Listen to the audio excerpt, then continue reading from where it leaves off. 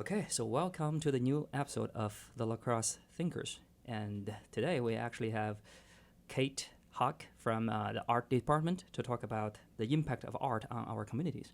So welcome and thanks for joining us.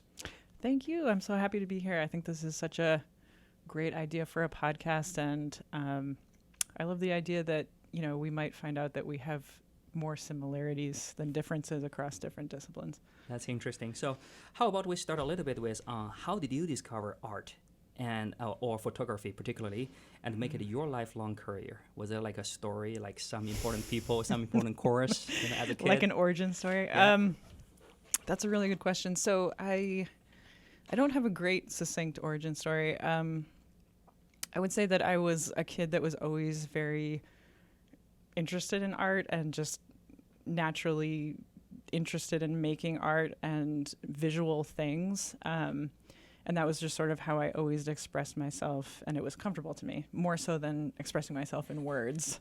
And so that was very natural, but actually originally when I went to college, I went for architecture, and I did 2 years of architecture, and then I eventually, I suppose many things happened, but I felt just kind of creatively constrained in the architecture program that I was in, and kind of took some time off and then came back to school and studied art, more seriously as my major.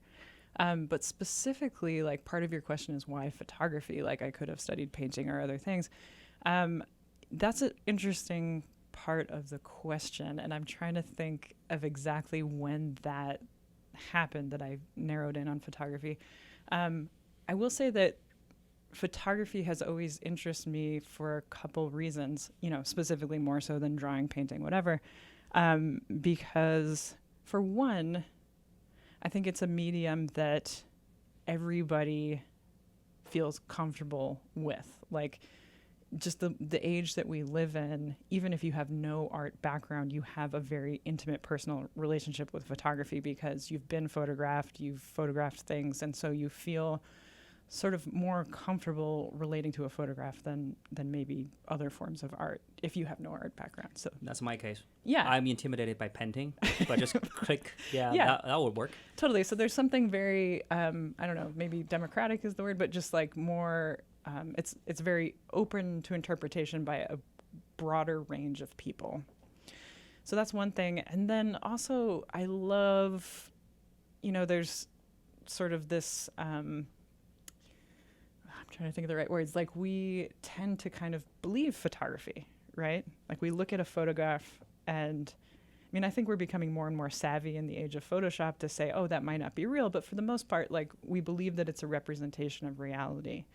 And so I, in my own work, kind of like playing with that there's like this very believable representation of reality, and how can we kind of like not trick the viewer, but play off of that to sort of create some visual confusion.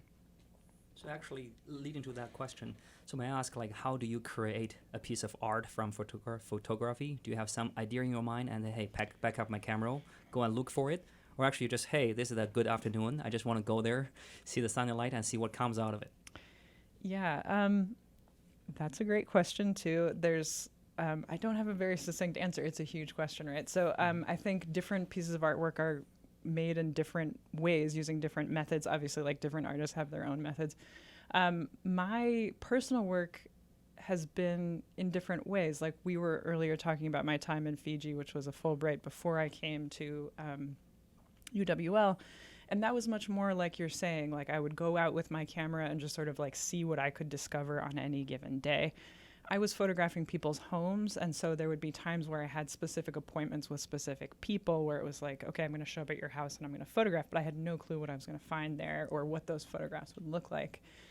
And so that year was very much just like going out into the world with the camera, collecting things, and then often, like, the hard work of that is more the editing process, coming back to the studio, sitting down with literally tens of thousands of photographs, narrowing that down into some cohesive narrative or body of work that makes sense together. So that's one way of working.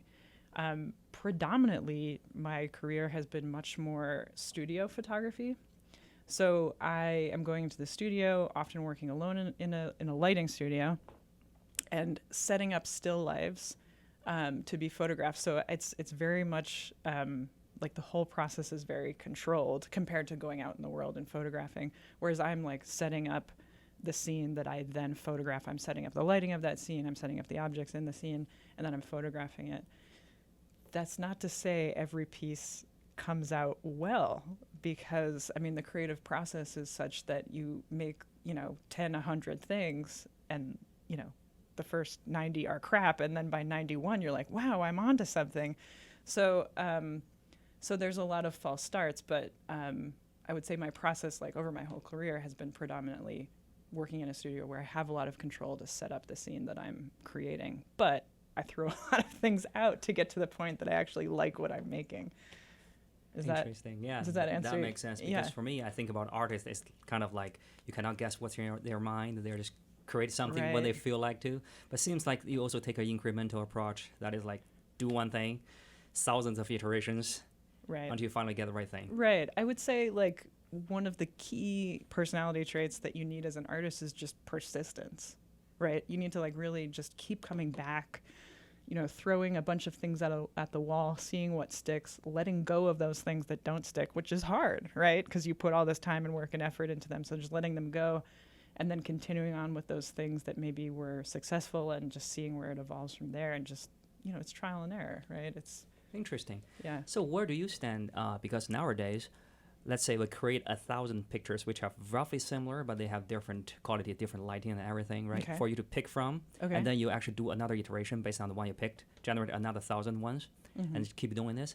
Seems like computer imaging can actually speed up that process. That is like, what if the 1,000 pictures for you to pick from are generated by computers, which we do have algorithm to do that? Oh, interesting. I guess, Wait, what would the 1,000 pictures be in that algorithm? Like different exposures, you're saying? Or there are something like, for example, like something called genetic algorithm. Okay. They take a picture and say, hey, tweak a little bit, tweak 10% of the pixel. Oh, interesting. And tell me how the shape change and color change. Yeah, I guess I don't know that specific algorithm, but I take your point that like any kind of digital technology, as we are in like this digital photography era, has made things much quicker, right? Like compared to working in the darkroom, things have like sped up in terms of how quickly you can make work. I still think though that yes, it's sped up, but you still need to like evaluate those 1,000. I mean, 1,000 is like obviously an exaggeration, but you still need to evaluate those 1,000 images and say like critically look at them, analyze them, and say like which one is working for the project that you're making. So yeah, I mean, I guess maybe it's sped up the creative process. Is that what you're asking? Like, how does that affect? Yeah, it's sped things up for sure. So but I also think it's allowed us to get more exacting results. Like we can be much more precise about what our final product is, whereas we may have had limitations when we were in the dark room of what we could and couldn't do. We have maybe more possibility and more exact results of what we are trying to envision or trying to say with our artwork. Interesting. Yeah, because I'm thinking there was a idea that is like art is creative, but also art, if you're thinking about it, you're just selecting possible pictures, but there are like more than beyond imagination number of pictures. So what if computer can actually generate the pictures for you to pick from? So instead of creating, you're basically selecting. Yeah, that's kind of like the right. And then what is the artist? Well, there's definitely contemporary artists that are working around that idea, like people who are making computer generated things or mechanically generated things that, what is your relationship to them as an artist if you just like write a computer program and press go and it just prints out like random colors or whatever. What does that mean? So there's definitely conceptual artists that are making work about that exact concept that you're talking about. Interesting. So can you tell us a little bit more about your artwork, particularly? Like, what's your style, if you can define it? And what message are you trying to say to the world through the picture? And what's your philosophy? Ooh, good question. Big question. I mean, I think I've, over, my time making artwork, I've made a few different bodies of work, and they've each had their own sort of specific concepts behind them. Recently, I've been working on this body of work called Sea Legs, which has to do with, loosely it has to do with climate change, but it has to do with kind of our changing equilibrium as we kind of accept things as time goes on. So, things become normal to us. And this might be a part you want to cut out. Don't worry about it. It's casual. Yeah. Why is it called sea legs? Sea legs meaning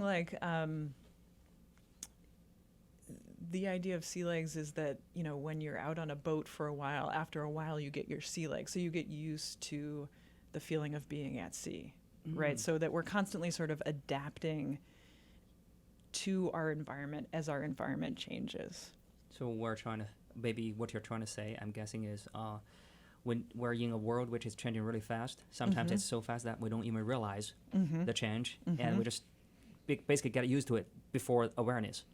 Yes, right. And certain things seem normal to us that, 20 years ago would have shocked us. And some of those things are really cool technological advancements. One of the pieces of work in the show has to do with, I'm forgetting if it's Irvine or where, but it's somewhere in Los Angeles, or Southern California, where they've covered the tops of their reservoirs in these things called shade balls. Have you heard of this? Yeah, black balls, hundreds of thousands of them. Hundreds of thousands of black plastic balls. And so when you look out on the reservoir, it's just this sea of black plastic balls. I can't speak. And so that is actually a cool thing because it's supposed to prevent evaporation, right? And so it's supposed to save water, but what does that mean? You can see that from satellites, you can see it from, space. What does that mean that now our water, or looking forward, our water might look like that? And so how does that change our idea of landscape and of the earth that we live in and the environment that we live in? And I guess just how has human-built environmental, how has the human-built environment slowly changed our understanding of the environment itself? Sometimes we don't even know this was given by nature, or actually this is the way we make it so. Right. What is natural? What is human-built? What do those things even mean, and how do they play together? Especially given that we have been modifying nature with really powerful scientific tools for, let's say, 200 years now. So whatever people did 100 years ago, now we have waited long enough to see how that's emerged together with nature, and it's really hard to tell. It's really hard to tell, what is right. And so then on a much lesser scale, another piece in this Sea Legs exhibition are these drawings that were based on they're dwellings. They're supposed to be human dwellings that are on these stilts, and they're drawings of houses that I photographed, but the photographs were not what I wanted them to be, so I decided to draw them instead. They're photographs that I made in this floodplain in Fiji, actually. Mm-hmm. So on the kind of northwest area of the big island in Fiji, there's this floodplain that floods multiple times a year, and there's squatters who live on this floodplain, and they, have built sort of temporary housing on the floodplain. And when I went to photograph, there was a family that I talked to who was their house had washed away. And so their answer to that was to take all those pieces of wood that were in their original house and just build it taller. So they build it on higher stilts. And so it was sort of interesting to me, the complete lack of nostalgia for the house that got washed away, because they were well, this happens every 6 months. We just keep rebuilding it again and again and again, to take all the same material and just build it a little bit higher this time. And so it was this really cool, acceptance of change, but on a very personal, familial level, and just oh, we're gonna build it better next time. But then on the other hand, this sort of sickening realization that well, this is Fiji, but as a society, where have we gotten to where there needs to be people squatting on a floodplain? That's their best option, is squatting on a floodplain where they're rebuilding their house every 6 months. And is that a potential future for many more of our global population as we move forward into, climate change? That's so interesting, because it seems like they're still doing things in a traditional way. Mm-hmm. It's hard to imagine in modern society, we have everything planned so well. We kind of forget how our ancestors actually does stuff, right? Right. And just millions of people, generation has to die or suffer until you start to actually try, through trial and test, finally got something that is working, and you don't know when that thing is going to stop working. Right. And not even our ancestors. I mean, these are people that are living now. So, right. Interesting. What does that mean? Yeah. So anyway, so back to what the work is about. That's the most recent body of work, but other bodies of work have been about other things. I think that my work tends to be about things that I'm interested in life, right? So like, this thing, sea legs, climate change is something that we're all like worried about, talking about, feeling like confused, guilty, a whole mix of of emotions about. And so, how to kind of like, play that out through art. I think art is very good at visual art, but all arts are very good at kind of imaging a very complex topic, like a topic that's hard to put into words. Like art is good at kind of reflecting something that's very hard to put into words, especially because every viewer brings their own personal baggage and history and perspective to it. And so we all sort of have different responses to a piece of art. And I think that complexity is like something to be embraced. That's interesting because I kind of feel like different people looking at the same graphs, we kind of project ourselves onto that artwork, and somehow, even for very simple ones. I really like the one you did for home. I didn't have time to go through all of them. But there was like, you put a small white background with a lamp, and the lamp actually have a tip which is black, looks like a small person. Oh. Yeah, is it a lampshade? Yeah, lampshade. Oh, that was a shade. I didn't look too carefully. Yeah, but there was like a small little tiny top, which is just like a iron part, but it looks like a person. Oh yeah, I never thought about that looking like a person. See, this is what I love. It's like people see different things in the work. So that was about a home burning down, and so that lampshade is burned on the top. That's why I photographed it. But I didn't see a human in it. But I love that you did. Yeah, for me, I just look at that thing. It's just like everything is pale. And you live in this world, and you're just like that little tiny part which doesn't fit. You're black, and everything else is white. But somehow you kind of have this white shade around you. That's kind of like a fake boundary, or home you created for yourself. No, that's really Seems interesting. like I'm over. No, but well, yeah. But this is what's great is like everybody brings their own interpretation. But what I like that you got is like so much of my work has been about one's sense of home and one's sense of belonging, and how that is sometimes very uncomfortable. Like the feeling of,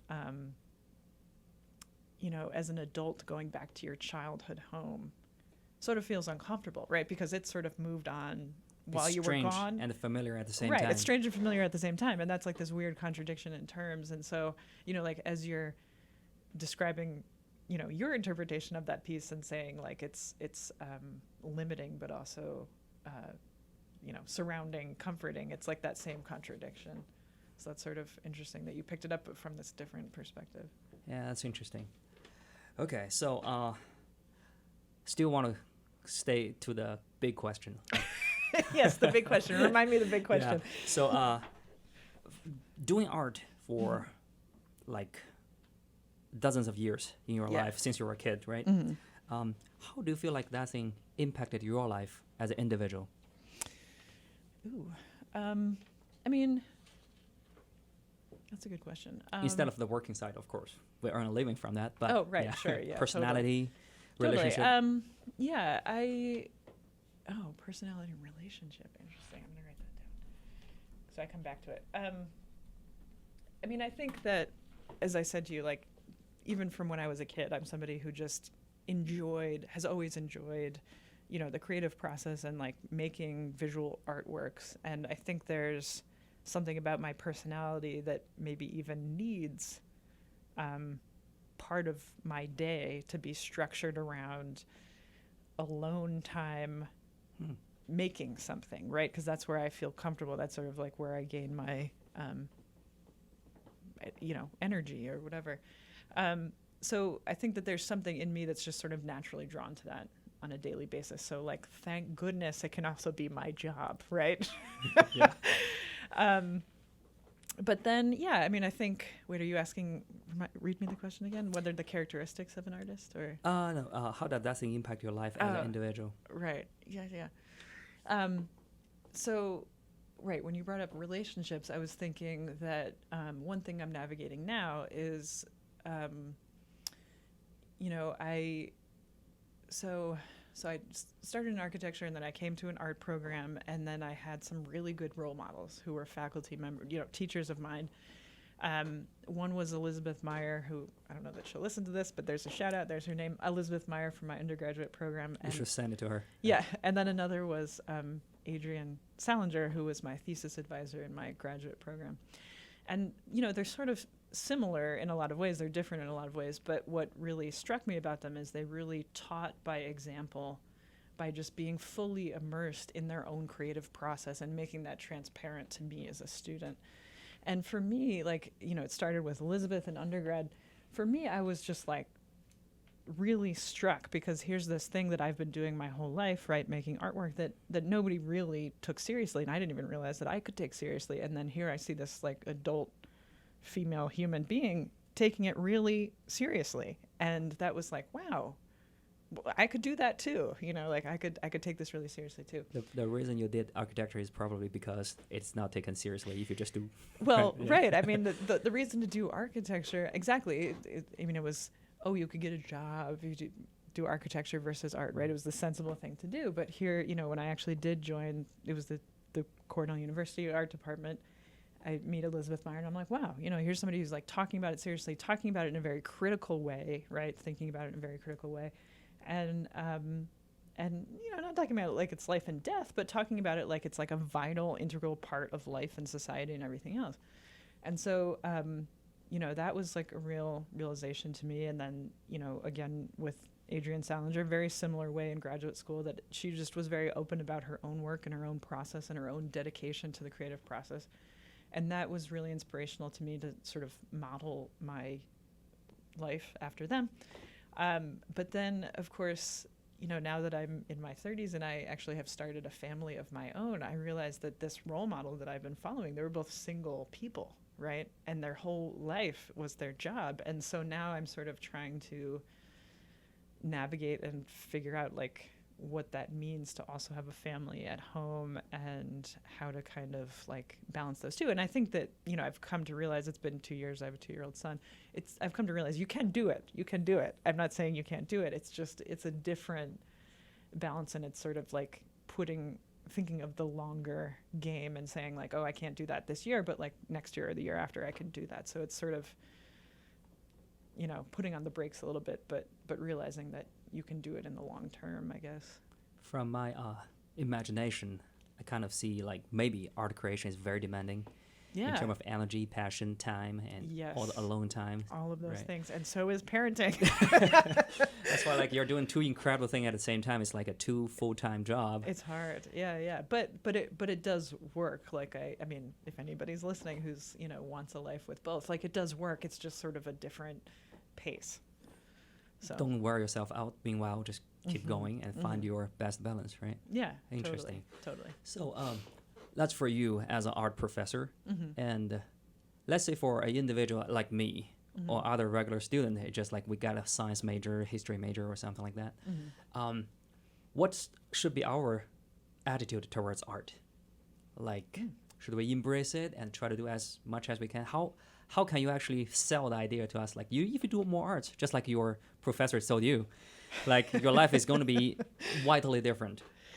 Well, I mean, I guess I would say, for me, you know, since I've started teaching, I've come to realize that it's so much less about like the product, right? It's so much less about the thing that you create and so much more about the practice.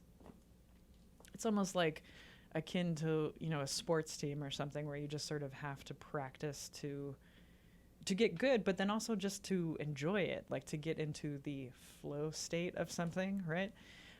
So I guess what I would say for somebody who might not be interested in art being like their whole career, but interested in it as like a side, you know, passion or practice or whatever, is that the creative process is a process. It doesn't necessarily only yield art. And so I think there's like a lot of skills to be learned from a studio art practice that you could apply then to like any other discipline. And I think we're hearing more and more like in the news where like, you know, Fortune 500 companies are wanting to hire MFAs in addition to MBAs. I'm not saying that they're replacing MBAs, but they want more creative thinkers and people who can solve problems creatively and et cetera. And so I think that process, like if we think of art making more as just the creative process, I think that those are skills that will be assets in any field. So, I mean, I think do it if it's something that you love and something that, you know, helps round out your daily life, wonderful. But then the hidden byproduct of it is that you're gaining these skills of applying the creative process to anything that you study. That's beautiful. Yeah, now if you mention it, actually, I kind of start to see it. That is, when you create art, probably you have some random thoughts or feelings just floating in your brain, and somehow you need a very solid process to capture it, right? Put it on paper, and just do iteration and polishing until that thing finally becomes something you can share with other people. Right. It's almost similar to writing or writing algorithms or right. Yeah. Absolutely. So, yes. yeah. Right. It's the same process in many disciplines. As long as you're trying to create something with raw thoughts. Right. Right. And that has actually been really, I think the most rewarding part of teaching is watching students, you know, because like in the beginning, the introductory photo classes, I'm often like giving them assignments and stuff like that. And then the assignments sort of start to peel away as they progress through the program. And to really watch it really click that like, oh, if I just be persistent and keep coming back and keep trying and keep like presenting this to the group for critique, we do these group critiques in our classes, I will get to a point where I'm really proud of this product. I just need to be persistent and stick with it and like keep trying iterations until I get it, but I will get it, you know? So like that realization is really, you know, beautiful to see students. That's nice to say because I think I kind of sense like for especially STEMs and everything, most of the time people do the minimum. Like, okay, how much do I need to do in order to get a C, B, A? Right. But for arts, I almost feel like that's almost like giving birth to something. Even though other people don't notice it, you will know the flaw is there. Right. Well, I mean, we sort of have, I'm going to call it the advantage of there not being one right answer. Yeah. Right? So we have the advantage of not having a single right answer, so you can keep refining something until you feel really proud of it. So that's more like a, how to say, be responsible for your own creation, and also you are your own evaluator. Yes. So you don't even, after a point, you don't care about what other people say. Yeah. I mean, we do care what other people say. We do have these group critiques, and those, in a sense, like those are invaluable. Like when you're getting critique from somebody whose perspective you really trust. I mean, I will work in my own practice. I will work for a long time, and then I'm like, oh my goodness, I need to just like get another voice in the room. Right. And so I still have some graduate school friends who we send, JPEGs of things back and forth and stuff like that. And we give each other critique, but I think you do need to kind of step back and have somebody else say yes, no, whatever. But you are right that there is a lot of self-critique as well. Eventually, you are the one who say, hey, it's ready. Or you are the one to say, no, it's not ready. I want to do more. Yes, right. In saying whether it's actually ready, I think that's right. You are the one to say that for sure. Interesting. So, yeah. Wow. Okay, so we talk about the art from a personal perspective, its impact and the process and everything. Now you are teaching a class which studies how can art impact our sense of community and belonging. And can you elaborate on that? Absolutely. Yes, so what you're talking about is actually a first-year seminar class. So just to give a little bit of context, this is the pilot program for the first-year seminar program. So this is the first semester that anybody is teaching a first-year seminar. There used to be UWL 100. Did you ever teach that? No, but I heard about it. I didn't either, but it was a one-credit course that was more like an orientation to the university and just sort of best practices for studying, et cetera. And so these new first-year seminars are topical. Like whatever faculty wants to teach, one can teach their own topic. And we spent all of last year planning them, and I should also give the shout out. It's not just me. The kind of the head of the project is Tim Dale and Joe Arney and Brian Kopp, and so they're like the big, masterminds behind the first year seminar. But then each of the instructors get to, plan out their topic. So anyway, the first year seminars were posed to me, and I love this idea that they're posed to me as being predominantly about building a sense of belonging, right? So that's like near and dear to my heart, right? This idea of a sense of belonging, and a sense of belonging not only in the class, but at UWL and just in university in general, right? That like I belong or even here. The city. Even the city, yeah, but also like I, like this concept of imposter syndrome, like I belong here, like I'm smart enough to be here, I'm good enough to be here, I belong here, right? So just building that sense of confidence in students. And so anyway, for me, I could do anything in the arts. Originally, I was going to do something in photography, and then I was like, oh, duh, I should do something about community art, because this is like a whole genre is not the right word, but a whole like subset of art is art in public spaces. So it's called public art, it's called community art, it's street art, it's anything that's in public spaces and outside of a museum or a gallery. It takes many, many different forms. Sometimes it's something that's like architecturally designed as part of a park, right? So we looked at like Maya Lin's Vietnam Memorial. But we're more talking about and making works that are performative, that are temporal, like they don't last very long, ephemeral, that are interactive, and that respond to the community that they're being made in. So like what are, the social justice or political issues that are important on this campus, and how can we respond to them in a creative way? So I guess my thinking was that this class idea would build community in kind of three ways. Like in the first way, it would be that within the classroom, there's 25 students in the room. They are not art people. They have no they don't necessarily have interest in art. They were I think they were randomly selected. So it's just a total grab bag of students, which I actually, it's been really interesting to me, because I really have to work harder to sell this whole idea to them, which is, it's good for me. It's a new challenge. But so the first way that this builds community is just within that group, right? There's a real satisfaction to working together, right? Mm-hmm. And unlike any experience I've ever had, the experience of making something together and working long hours, working hard together on something, just builds a sense of camaraderie that nothing else does, right? And so that would be one way, that it builds a sense of community within the class itself. And, not that everybody's going to leave this class and be best friends, but I want them to be to a point where 4 years later, if they bump into each other in the student union, they'll stop long enough to say, hey, you, I remember your name. How are you doing? How have you been since our first year seminar? So enough to chat, at least, right? So that's one way. Then the other way is that we're making collaborative public art pieces, mostly things that are very temporal, like we did some chalk drawings and stuff like that. So we're making them for this university community. So we're like kind of, putting them in the public space. And so as a community, we're witnessing those artworks and we're having this shared experience. So it's a way to build community as, a whole university community. I want to add to that. Yeah. Someday I just walk on the street and see the chalk drawings on the road. Mm-hmm. That enlightens my day. Oh, yeah. Awesome. Yeah.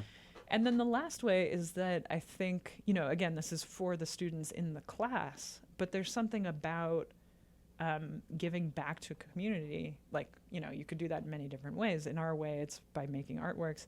There's something about giving back to a community that builds a sense of ownership and pride and just a deep-rooted connection to that community. So, like, to come here as a first year and to, like, give something back right away, just, I think, or my goal would be that it just links them to this community in some kind of deep-rooted way, sense of pride, again, ownership, whatever.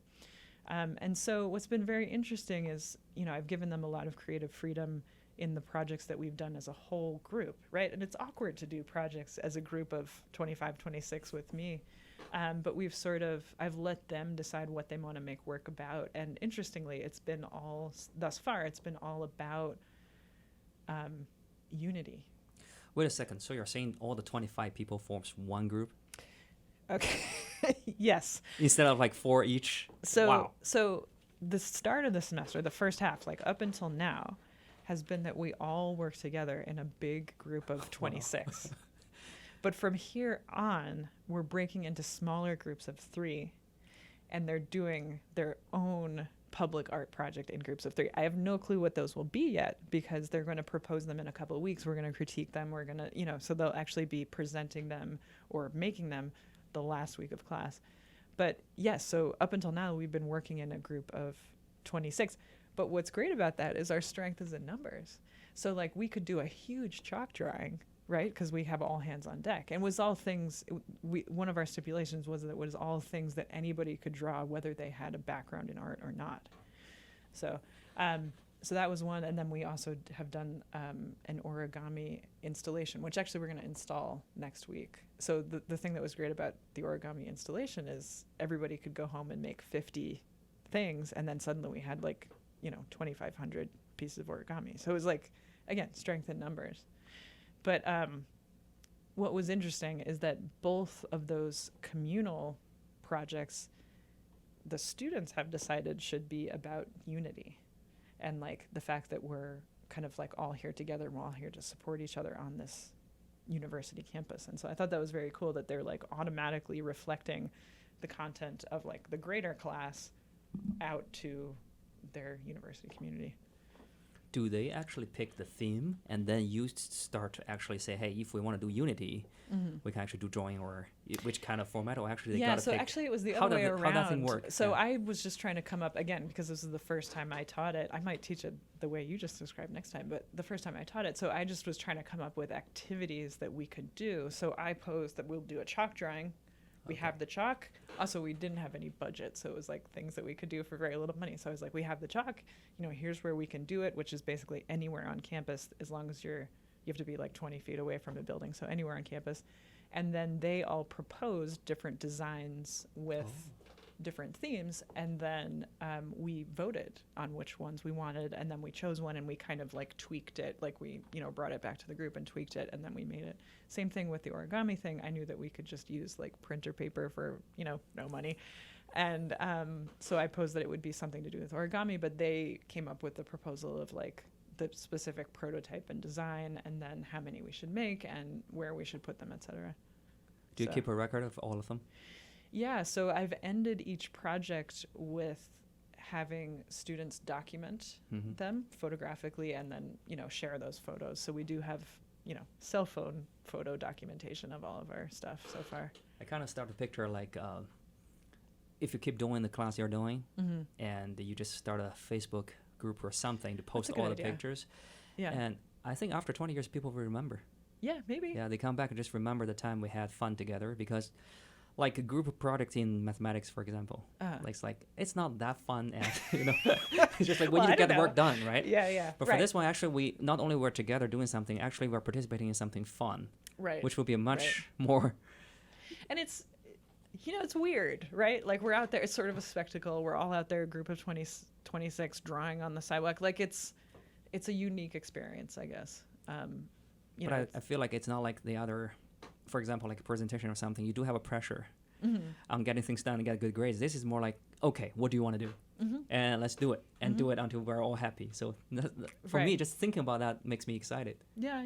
And I think the students have responded to it in the sense that, I definitely feel a sense of camaraderie amongst that group of 25 in the class. They definitely have built a strong group dynamic so far, and it's only, halfway through the semester. So I think that part's.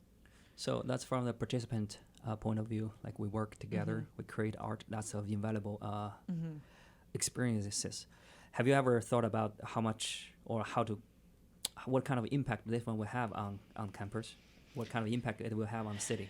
That's a good question, and honestly, I don't exactly know how to measure that. I mean, I assume it will have a positive impact, you know, because of the messages they're sending, which are so positive. How to tell how many people even saw it, you know, I don't have a good way to measure it, and that's probably something that we should figure out. I should probably take a note right now, but we should probably figure that out before their final projects. And maybe, I don't know how we would do that. Maybe we would survey some of the participants or something like that. And That would be great. Yeah. Because if I think about it, like when a student create art, they actually hear what people say about their art. Yeah, Or right. like how that thing actually made people's, for example, final exam easier. Right. Just by looking Right. at different colors rather than, you know, there are just randomly gray bricks everywhere. Yeah, that's so interesting. And it will be during finals time. Yes, we should probably come up with some sort of survey. Yeah. Yeah, because for me, I just desperately want to tell you guys, like the moment I see the drawing, I just Yeah. want to tell you guys, Yeah. it's working. Yeah. It's good, working already good, on good. me. That's good to know. Actually, you reminded me too. A few years ago, I had a student who was a photo minor and a psych major, and one of their projects was at finals time.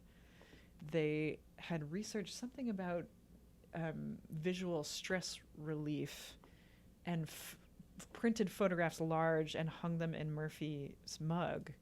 And it was photographs that were specifically, you know, the right colors and tones and patterns to be stress relieving. And so, yeah, I mean, it's a really cool idea. That's awesome. That's Yeah. the beauty of arts, right? Yeah. So, I would also want to ask you, like, you have been here for not even Almost that, 6 more than years, 6 yeah. years, right? Yeah. How good is La Crosse as a community of art? Like, Hmm. what are the key art element of La Crosse, or even Midwest? Ooh, yeah. Do you mean La Crosse, the campus, or the town, or doesn't matter both? which Yeah, yeah.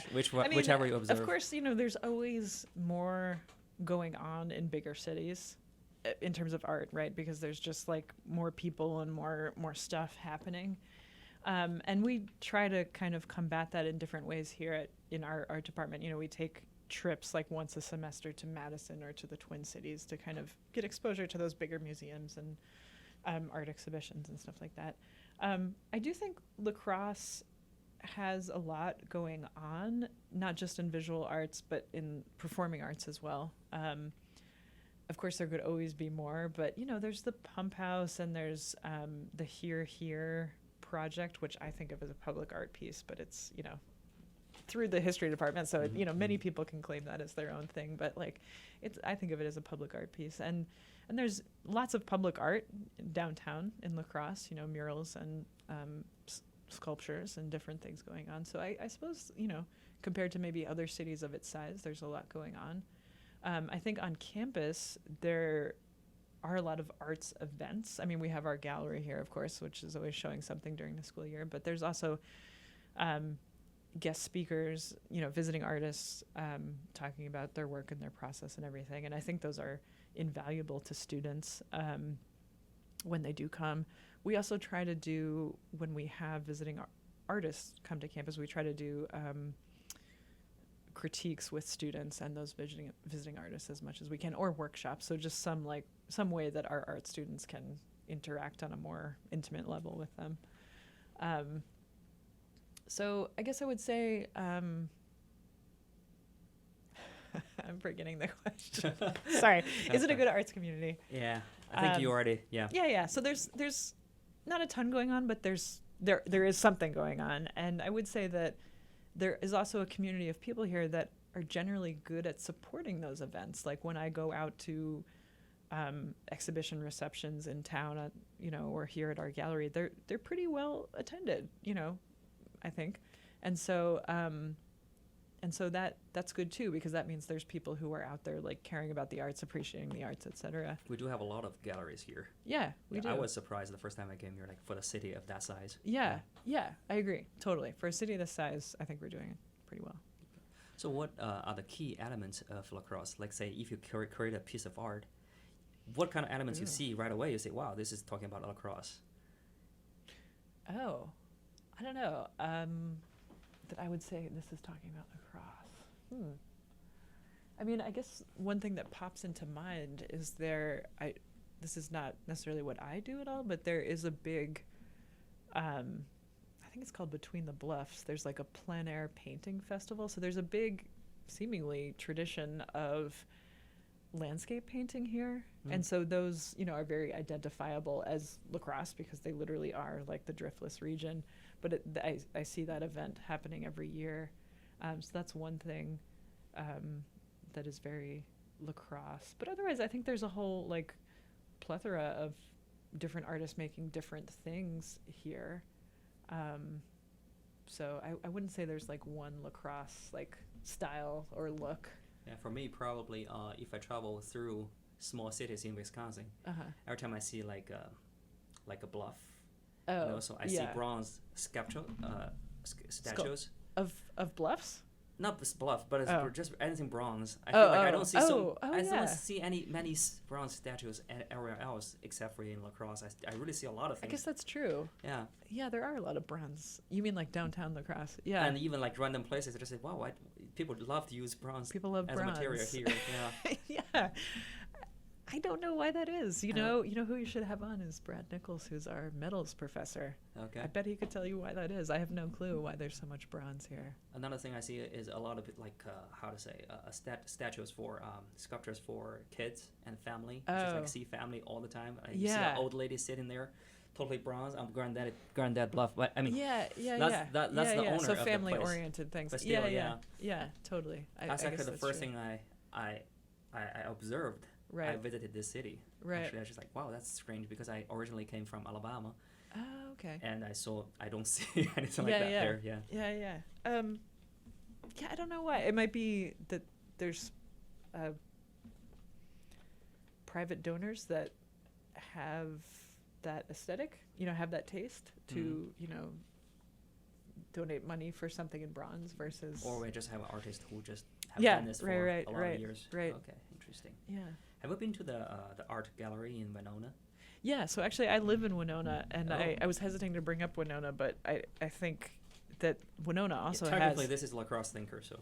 Yeah, I just meant to compare. I should change it to Seven Rivers Thinkers or something. To compare the two, because I do think Winona also has a lot. For a town its size, Winona has a lot of art stuff going on, both festivals. There's the film festival, Shakespeare's festival, Beethoven festival, but then the Marine Art Museum up there. So there's a lot between the two cities. There's a lot going on.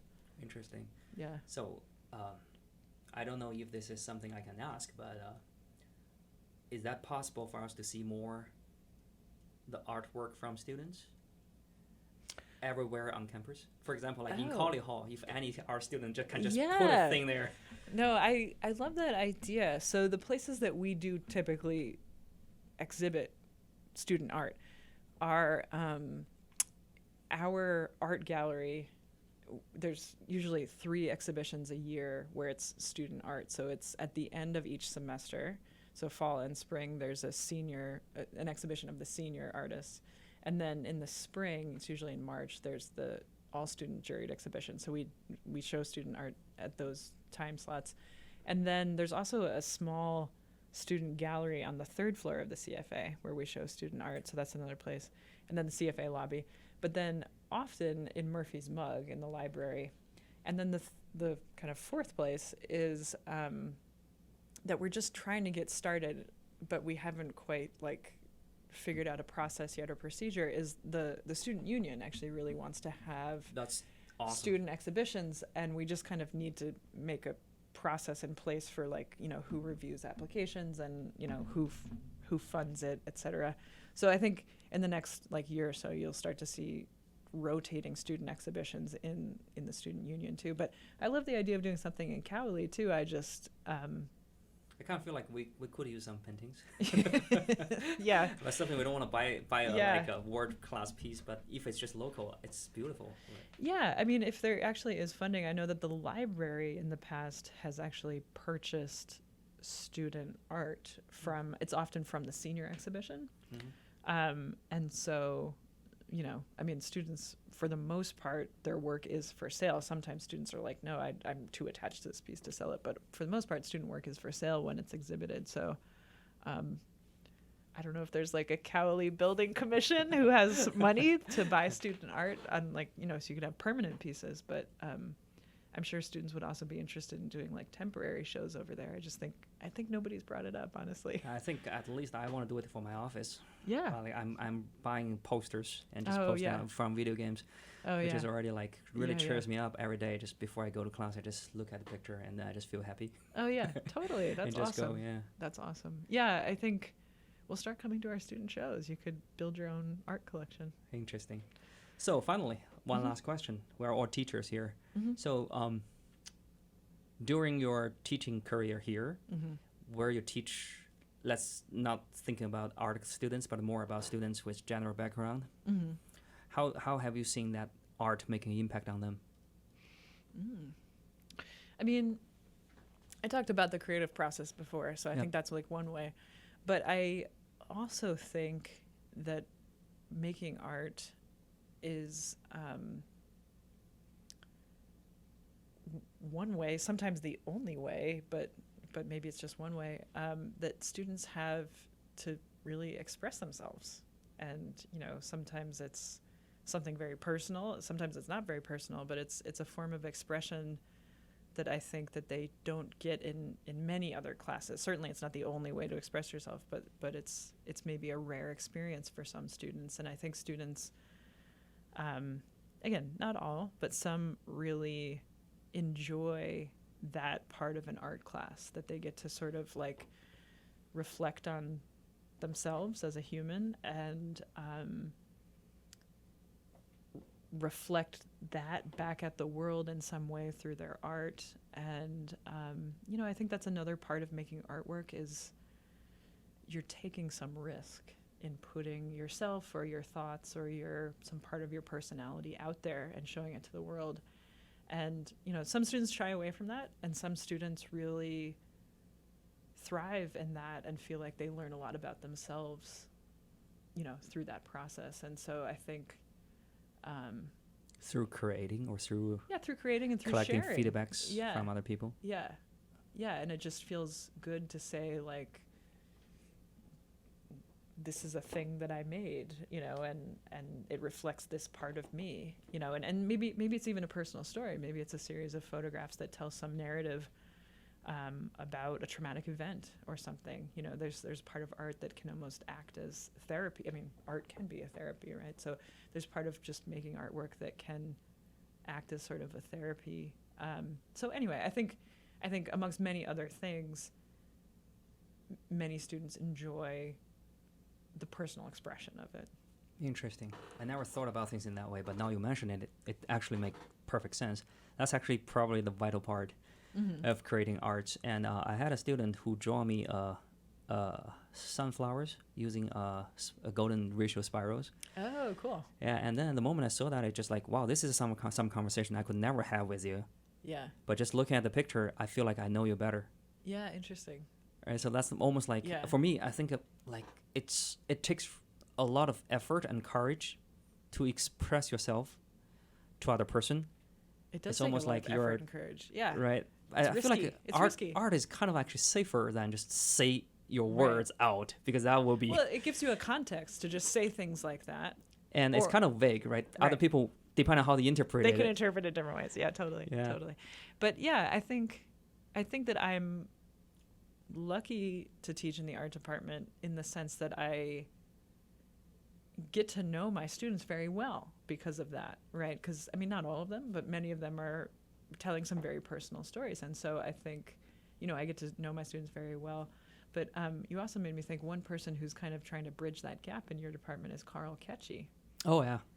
And he and I and Mark Menke in the library a couple of years ago actually had a student exhibition of work that could be from anybody in the university. So from the math department, from science, whatever, from the art department. They were making artworks about, like, what does the intersection of math and art look like?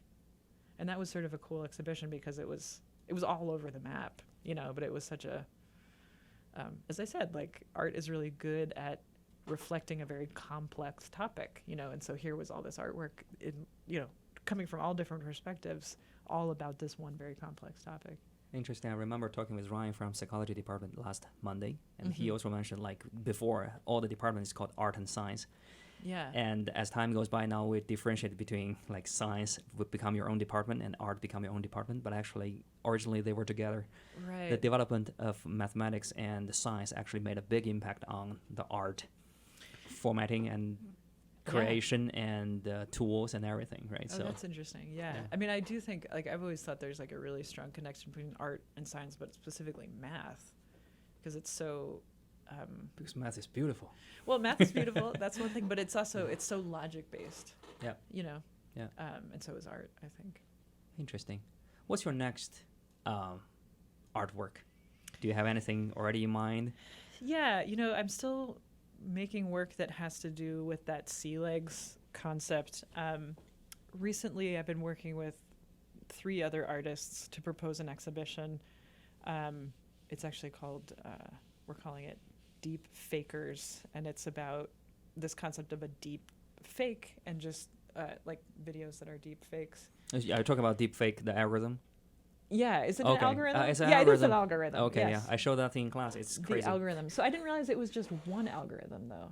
Is it just one algorithm, or is it any algorithm that creates like a video that we can't really trust?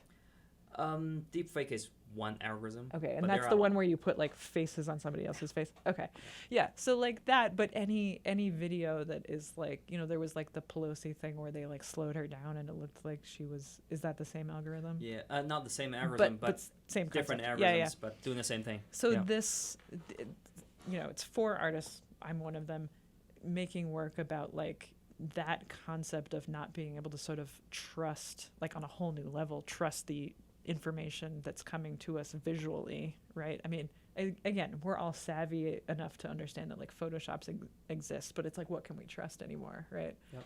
And so we're kind of approaching that from different veins. I'm going to try to approach it from like an environmental imagery vein. So this, like, it'll feed into the work from Sea Legs. Another artist, Hunter Lewis, he's Chicago-based, so he's interested in imagery from pornography, from gay pornography, and because actually it seems like the deepfake technology was rooted first in pornography. Oh, Gal Gadot. Yeah, and so that's another artist, and then so anyway, 2 other artists. So we're all kind of like coming together around this concept of deepfake and like what that means in different kind of contexts. So that's one specific show I'm working towards.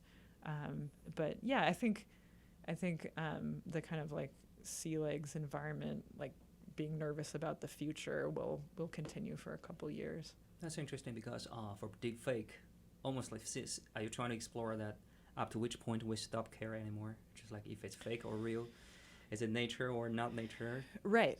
Does it really matter? Does it really matter? But what does it mean moving forward, I guess? I mean, I don't think it's just like it's over. I mean, I think that we just need to like navigate what it all means. What's the message are you trying to deliver with, like, do you take sides, like the old way is better, or we should stop doing that, or no, I don't necessarily think the old way is better, because I think it's just like an inevitable progression of like everything technologically that's sad, come or do you so feel far. Excited? For this I feel inevitable mixed. process. I feel mixed about the deep fake thing specifically, because it makes me feel a little crazy. It makes me feel like I don't know what reality is. But I think that's interesting. I mean, I think we probably felt the same way about the novel when it first came out, you know, that like we wouldn't know what reality was because here it is written in a book, right? Mm-hmm. We probably felt the same way about photography, you know, when it came out. So it's just the inevitable next step. But like, on the other hand, it's sort of happening at this like sickening pace at this point that we almost like don't have time to keep up.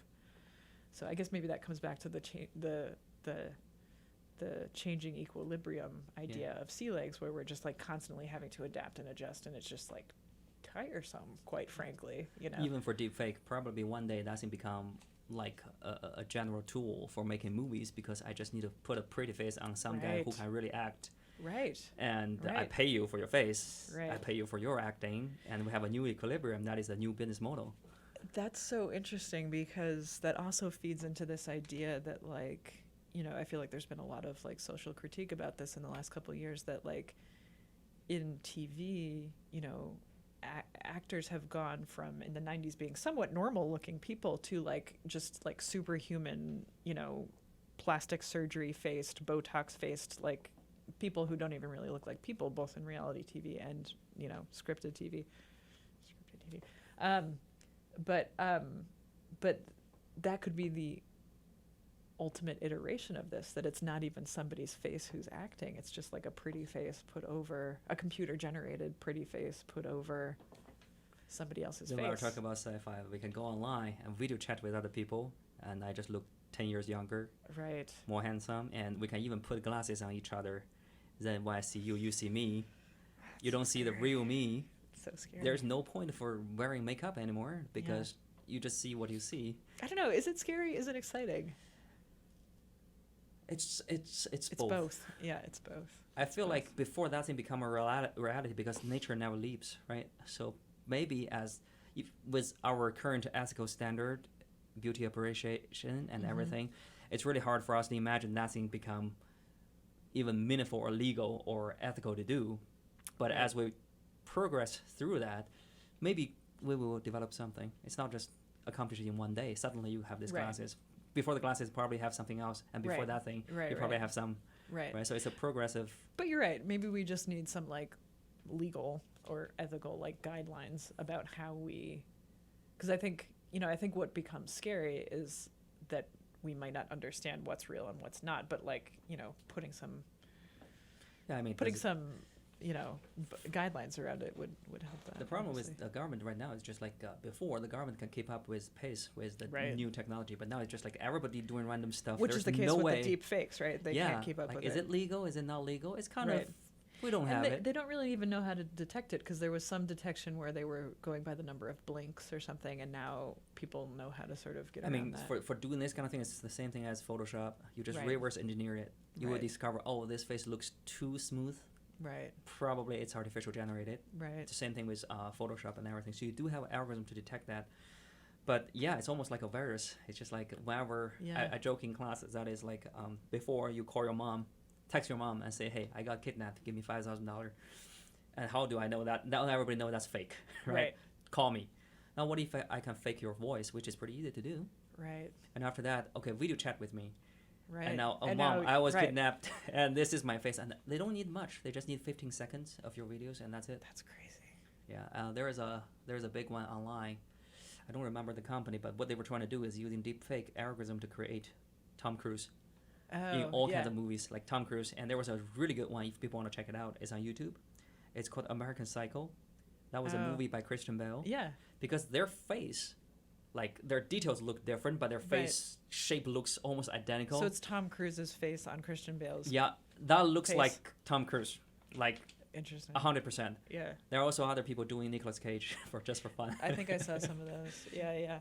I mean, on the one hand, it's like, it's cool. It's all creative process. What gets scary is, like, when those videos start to make it onto the news or something like that, and we can't discern whether a politician actually said that or not, you know.